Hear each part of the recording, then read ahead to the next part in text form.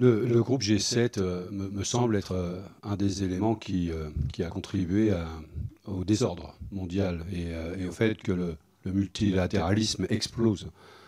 Plus vous créez de sous-groupes comme ça, plus vous favorisez, on voit bien, G7, G5, on se parle, etc.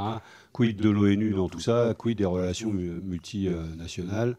Je pense que il faut très vite abandonner ces principes et cette façon de fonctionner, parce que sinon, voilà, on est en train de tirer la branche sur laquelle on est assis, et après on dit il faut qu'on essaye de relancer le multilatéralisme alors qu'on est en train de l'effondrer. Donc il y a quelque chose qui ne va pas.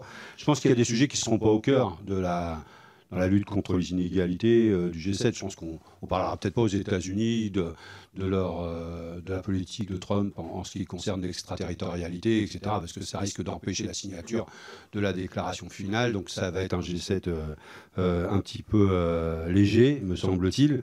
Ensuite, ce qui est étonnant aussi, c'est que ces 7 pays vont se mettre pour thème lutte contre les inégalités de destin, les inégalités environnementales, la sécurité, la paix, le terrorisme, etc., alors que ce sont aussi ces 7, ou en tout cas un certain nombre parmi les 7, qui sont les acteurs qui génèrent ce genre de désordre sur les inégalités, etc. Et je pense que demain, il va falloir que ce groupe se dise que c'est lui qui est la cause du fait que les services publics, depuis 10 ans, subissent des attaques sans précédent.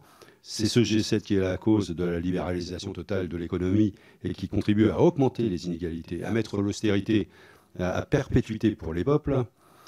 Dans ce pays qui porte le G7, je l'ai dit, Trump qui détricote l'ordre international, les négociations sur le Brexit qui essayent de faire la peau à un peuple, la crise des gilets jaunes en France qui n'a reçu que mépris, et tout ça, ce sont les pays qui forment le G7 et qui veulent parler d'inégalité, de lutte contre les inégalités environnementales.